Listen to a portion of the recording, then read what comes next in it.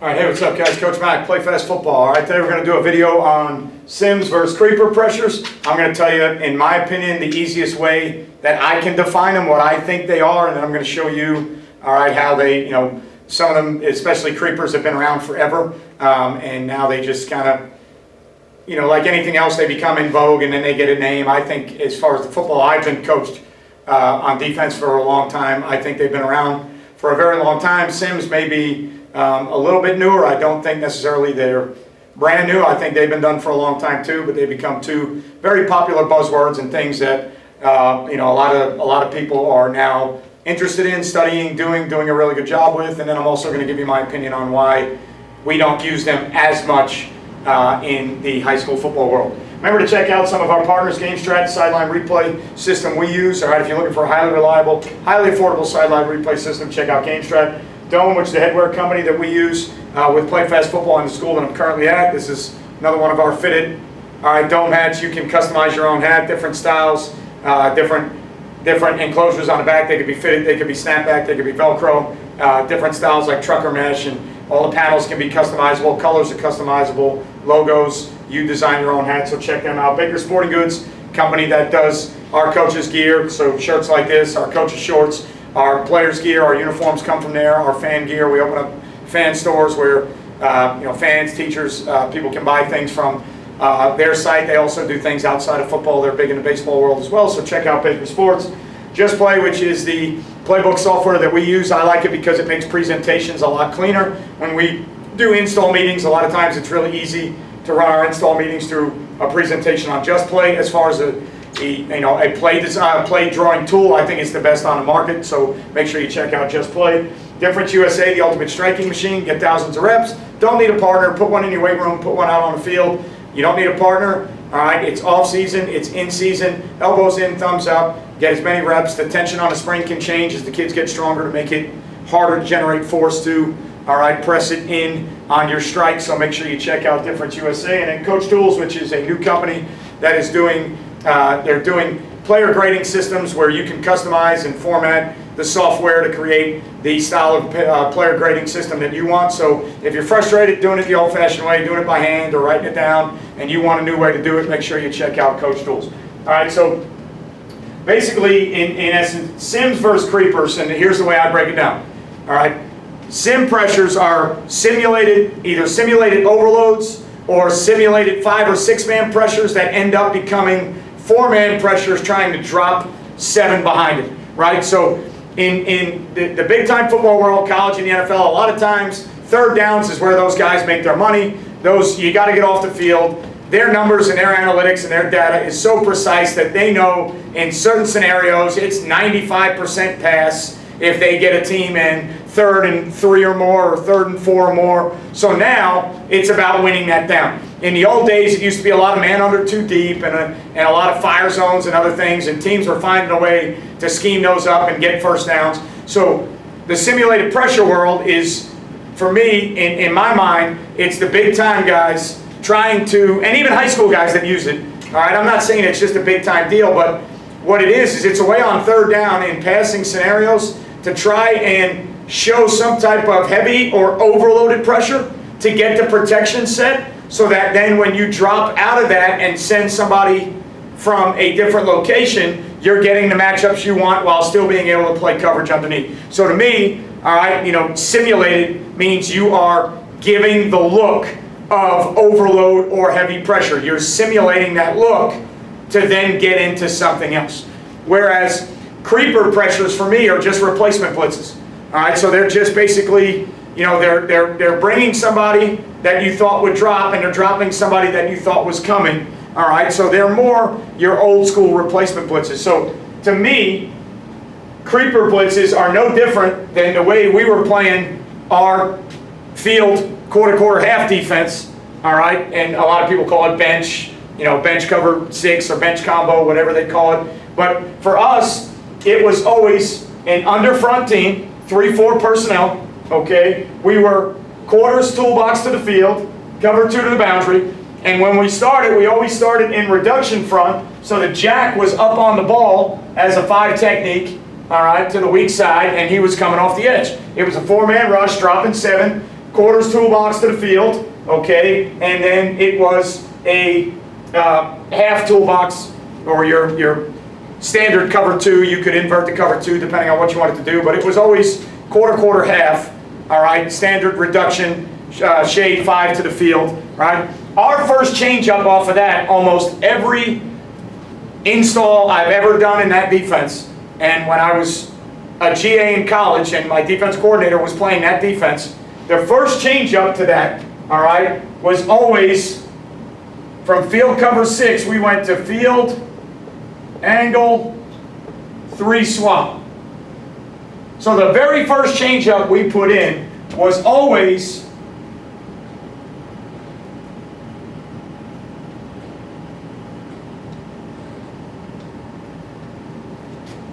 send the Sam, drop the jack, okay, play 3 deep behind it, spin down behind the Sam, so if that's your free safety, strong safety, whatever your nomenclature is, okay, spin the free safety down behind the Sam who was coming from the field. Now a lot of times it's the nickel, all right, and now it's getting exotic to where you can read, all right, the 5 take, you know, you could take like the 5 here and kind of almost bull rush them straight through to where now when the Sam or the nickel comes off the edge, Sam or nickel comes off the edge, if they fan it, he can go back underneath.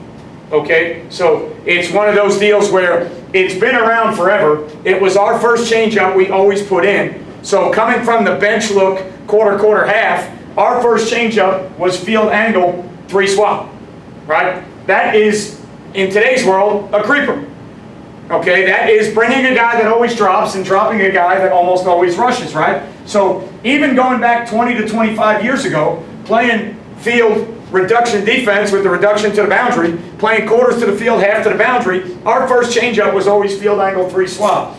If you were a 3-4 team and you started playing against 10 personnel 2x2 teams, all right? So if you were a 3-4 team and you started playing 10 personnel 2x2,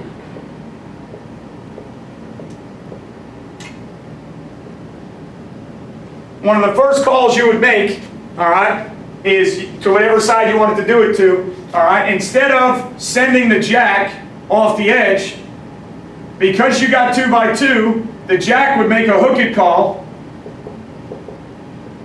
and the hook it call would tell the will to insert and you take my responsibility, so the end would then stay outside. Well, all right, you'd still move away, but instead of crashing the end and sending the jack, you'd keep the end outside and you'd send the will in the B gap, and the jack would become the dropper to play palms to read or whatever it is. So even in the old school 3-4 world, all right, that was one of the first things we always did. 10 personnel, automatic hook it call on the weak side, make the hook it call, send the inside backer, drop the outside backer. That is essentially a creeper pressure, right? That's a creeper blitz. So creeper blitzes to me are replacement blitzes. That's all they are, all right? Usually, you know, a lot of times more prevalent maybe in the odd stuff, but you could do it with defensive ends, okay? You could do it with defensive ends in, you know, your even package, all right? But it's basically a way of bringing a guy that you think's going to drop, dropping a guy that you think's going to come. You are a weak side bench team reduction. The jack is coming 80% of the time. The will's a dropper. Now you just switch to 2 and 2x2. So a standard base camp rule for us 25, 30 years ago is a creeper pressure. That's what it is. For us back then, it was just a check. Hey, if we get 2 removed to both sides, instead of walking the will out and sending the jack, let's make a hook it call, all right? And now we're going to tell them, I'm going to take your hook drop, and you're going to change, and you're going to take, all right, my rush. And then, again, we would leave the 5 outside and bring the will inside. But that's basically a creeper pressure, right? The sim world, all right, is where you are trying to give the overload look, right? Give the overload look, give the appearance of 5 or 6 man pressure or an overloaded side, get the protection to set itself, okay? And then when the protection sets itself, now you want to get a matchup off of that and still be able to play certain coverages, right? So certain coverage deals. So it may look something like, you know, for us, let's say in the 3-eye safety world,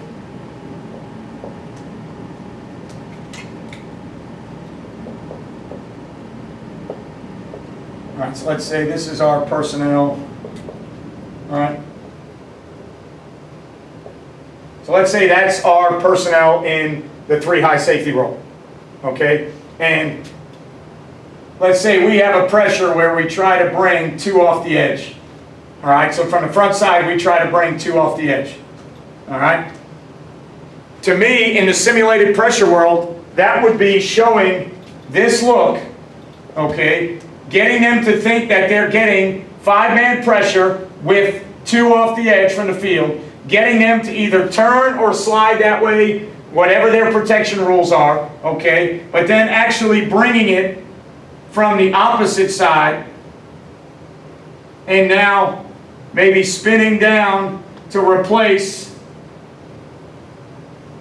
and we end up playing some version of 3D.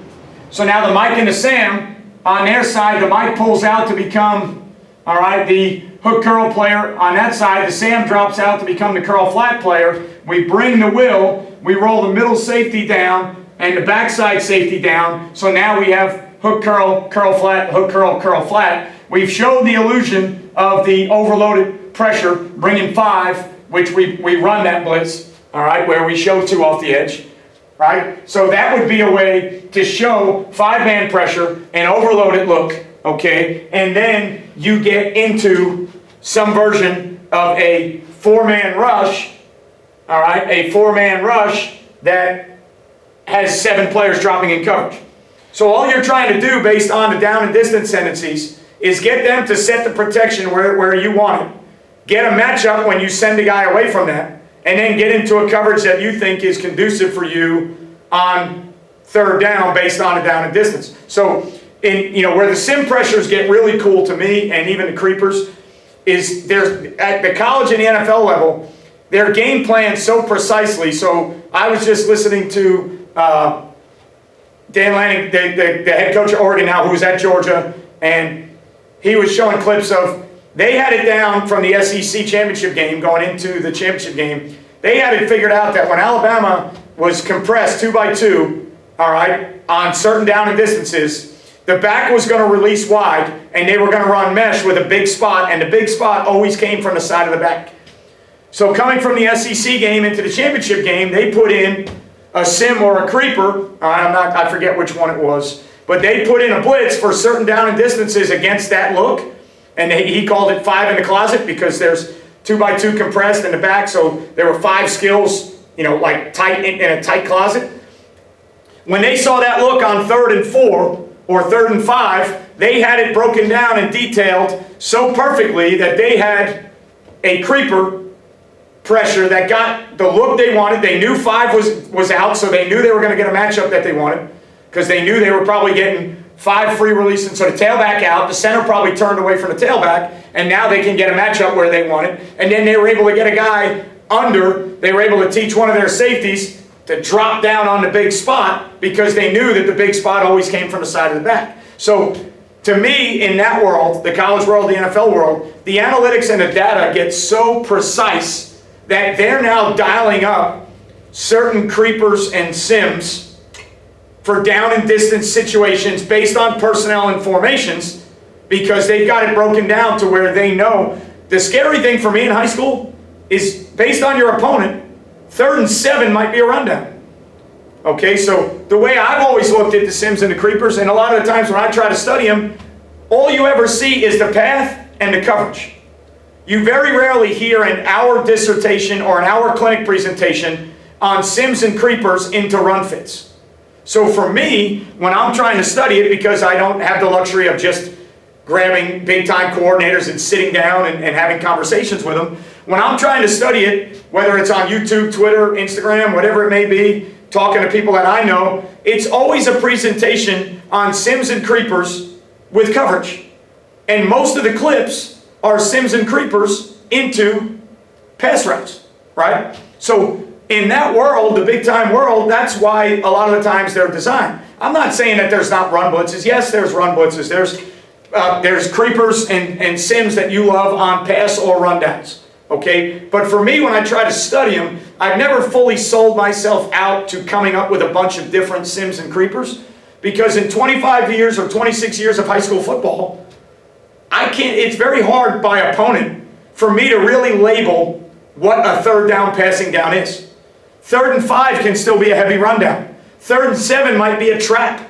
All right, teams still run like, if you're playing a heavy run team, you might get a fullback trap, or you might get, now, I know it's your job as a coach to understand personnel and the down and distance, and if they're a heavy run team, then you don't run them. I've never found the value of carrying a bunch of simulated pressures to get the matchup I want in protection, because I don't think our 3rd down scenarios are, for me, all right, I don't think there's enough 3rd down, dead set passing scenarios where I can draw up the sims I want to get the path I want versus the protection and the coverage that we want. Okay? Not that I don't want to do it, or not that I don't really understand it. It's just that I haven't warranted yet in my world the time to spend on teaching simulated pressures. Now we've done things where we've shown pressure before. We've shown pressure looks, so like, one of the ways an easy way to do it from like what everybody would call, the 505 look, or however you want to look at it. To me, it's just old-fashioned, like, almost bear looks in a way. So you've got a Sam up on the line, you've got a Will up on the line, there's your Mike in the box, right? So corner, let's see, left safety, right safety, corner, right? And then for us, middle safety somewhere on the field, right? So we get into this look, and we show double edge, 5-man, pressure, bear front stuff, right? For us, it would be real easy, all right, to say, okay, we're going to show this look, but we're going to play our 1-rat coverage behind it. So our corners are going to play 1, our safeties are going to play 2, all right? Our middle safety is going to take the high hole, and we're going to teach the outside backers, whoever has the back to their side is going to try and peel and play the back. Whoever doesn't have it is going to drop and play the low hole. And now we're going to bring the ends out, the nose there, and we're going to add the mic in. And it's going to turn into a 4-man pressure with 1-rat coverage behind it off of a 5-man pressure look. Okay? So, to me, that's easy to do. We already carry 1-rat coverage. All right? We already show a Sam and Will off the edge look that gets very bear in nature, or the double eagle look in nature, where we pinch and bring them off the edge, and now we're basically covering the center, 2 big guy players, 2 guys coming off the edge. We do that in our package anyways. So, to me, we could do this, all right, and we've already taught 1-rat. We play 1-rat. I don't think this would take a ton of time for us. It's a matter of me wanting to carry it, knowing that of the time I have to teach it, there's enough scenarios in the game. And I know you could say that the 1 3rd down that it shows up where it's 3rd and 10, and it's pass, and you make this call, and you get a free rusher, or you get a low hole guy that picks off a mesh or a hot throw. Yes, it's worth it in that one scenario. I get it. All right, so maybe I need to rework my numbers a little bit and see if I can find enough room to get more sims in there. I think we live more in the creeper world. To me, I've been running no style, as an odd front team, whether it's 3-3 stack, broken stack, 3 high defense. I think we've been running versions of creeper pressures anyways. To me, it's the simulated pressure deals that I haven't sold out on yet, or at least bought into. I shouldn't say sell out. I haven't bought into the simulated pressure world. Another one that I'm seeing a lot of, and we do it, especially when we were a 4-2-5 team. All right, I'm seeing a lot of the simulated double A-gap pressure. All right, so where you got ends here, maybe you're going double 3 techniques. All right, you got a Mike and a Will here, free safety, let's say left safety, right? And you're running the hot pressure, double A-gap. So you're running there, crossfire, vision and break, 3 deep, hot. Right, the old-fashioned, I think it was Maine, or what Michigan State called it, or whatever people, now maybe it's in the simulated world. I've seen it. Maybe it's the Mahomes path now, or the Manning path, because it's in the middle. I don't know. But from this world, what I'm starting to see more of now is I'm starting to see this blitz with the ends backing out, the three techniques, working wider to penetrate, contain, and now making it a four-man pressure and almost a straight three deep, three under, three deep, to where the ends become the hook curl guys, the safeties become the curl flat guys. So now within your package, you are carrying the six-man crossfire, and you're running two under, three deep hot pressures, right? So two under, three deep hots have been around for a bunch of years now. It's not new. We carry them. So now you carry that one, and then you simulate that one into the ends dropping out, and you still get the crossfire. All right, you still get the crossfire, and you now have, instead of just vision and break, two under, you now have four under, three deep, right? So for me, and again, one of the things I try to talk about in my videos all the time, whatever you think a creeper is for you, that's fine. All right, if that's how you teach it to your players, that's fine. Whatever you think a sim is, that's fine.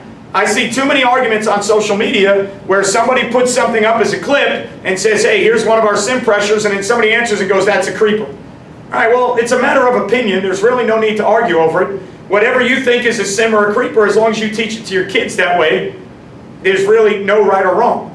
Right? So to me, it's just that kind of, there is no nomenclature, there is no vocabulary for every football coach in the world. So we always get confused with what we think is, you know, like to me, robber, my version of robber is completely different than a lot of other people's Virginia Tech version of robber. Right? But it doesn't, I know what both robber coverages are. All right? It doesn't matter to me when people argue about it. I'm like, look, this is what I call, my robber is one rat. It's old 11 robber from the old black shirt Nebraska days in the 90s, all right, or the jet robber stuff from Mickey Andrews in Florida State. It's not Virginia Tech robber, but I know what they both are. So as long as we're clear about which one it is, you know, I don't choose to argue about it. If you don't think that's robber, that's fine. If you think something's a creeper and somebody else thinks it's a sim, that's fine, as long as it's taught the right way. And then if you ever do get in a conversation with somebody, as long as you get on the same page to say, hey, this is what I think sims and creepers are, you know, there's really no need to argue about it. To me, creepers are replacement blitzes. To me, sims are simulated overloads or simulated six-man pressures or heavy seven-man pressures that drop out and turn into four-man deals and seven-man coverages where on third downs you can play your base coverages behind it, or the coverages that you want to play without being trapped in the man under, too deep, or in the, you know, the two buster world, whatever it is, or in the fire zone world on third down. So it's guys trying to win third downs, getting the analytics and the data to say that third down in certain distances are these passing downs, and we're getting these passing concepts from these formations. And then they dial the sims and the creepers up to get the right matchup. Okay, so again, that's what I think creepers are. That's what I think sims are. We use creepers more than we use sims. I never use the word creeper with my football kids, with my team. I don't talk about it and say, hey guys, these are our creeper blitzes. That's just not something I do. We may accidentally have run some things that are simulated pressures, but I don't call them simulated pressures. I don't teach them that way to our kids. And again, for me, the reason was I just didn't see the value in my experience of 26 years of coaching, and my opinion, there's too many third downs that are still run downs. So every time I want to study the sims and the creepers, I've never really gotten a great answer. And I haven't fully invested into it, so it's not fair to say that, you know, I haven't searched for the answer. But when I look up things on my own, every time I type in sims, creepers, everything that comes up is something in the passing game. It's a path, a coverage, and then clips of it in the passing game. All right, so the other night I wanted to look back and see how some of the NFL teams were playing their one rat coverage, one hole coverage, whatever you want to call it. And the first four clips I pull up are, you know, the low hole guy picking off a slant, a mesh, or something else, right? I don't see a lot of clips that I pull up and say, hey, here's one rat to this perfect split zone, here's the run fit. You know, so it's just a matter of, I don't think there's enough third down scenarios to warrant, for me, in my experience, to warrant spending a lot of time on it. And I'm not comfortable in teaching the dropout players what their reads are in the run pass world to say that they're going to, versus these run blocks, we're going to fit it like this, but versus these pass blocks.